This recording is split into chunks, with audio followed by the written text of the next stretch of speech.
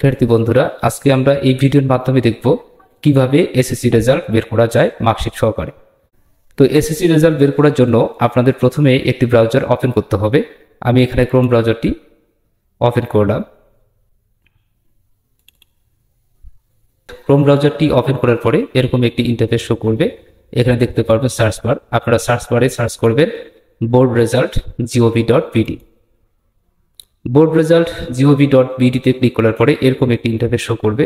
আপনারা প্রথমে যে সাইটটি রয়েছে এডুকেশন বোর্ড বাংলাদেশ, এর উপরে ক্লিক করবেন। ক্লিক করার পরে আমাদের কাঙ্ক্ষিত বিষয় আমরা পাবো। এখানে দেখেন আপনার রেজাল্টের বের করার জন্য এখানে এক্সামিনেশন ইয়ার, বোর্ড রোল, রেজিস্ট্রেশন নাম্বার এবং এখানে একটা যোগ করতে বলবে। তো আপনারা এক্সামিনেশন নামটা দিবেন। যেহেতু আমি এসএসসি বের করব, অনলি ফর এসএসসি কিন্তু নাই, এখানে এসএসসি দাখিল ইকুইভ্যালেন্ট আপনি এখানে ক্লিক করবেন।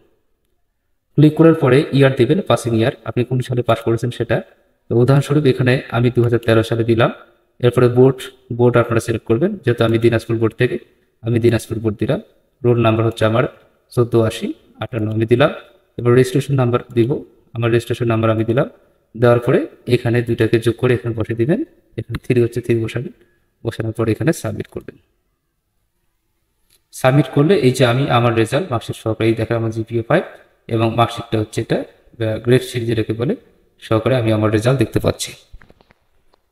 তো এই হচ্ছে ভিডিও। যদি ভিডিওটি তোমাদের সামান্যতম উপকারে আসে তাহলে অবশ্যই চ্যানেল সাবস্ক্রাইব করে পাশে থাকবে পরবর্তী ভিডিও পাওয়ার জন্য। আপনাদের অসংখ্য ধন্যবাদ। আসসালামু আলাইকুম।